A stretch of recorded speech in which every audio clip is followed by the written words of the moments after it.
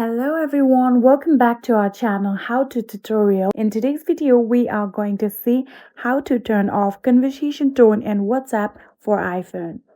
It is a very simple process, so let's dive right into it. The first thing to do is launch your WhatsApp app.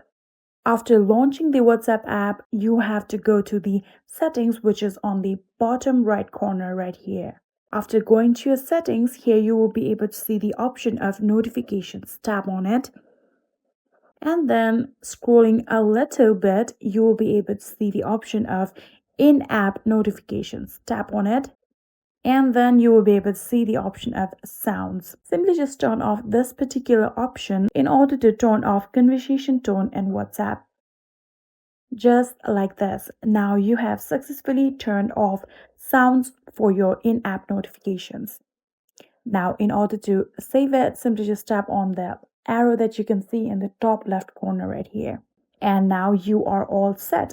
You have now successfully turned off conversation tone in WhatsApp for your iPhone. I hope this video was helpful to you guys.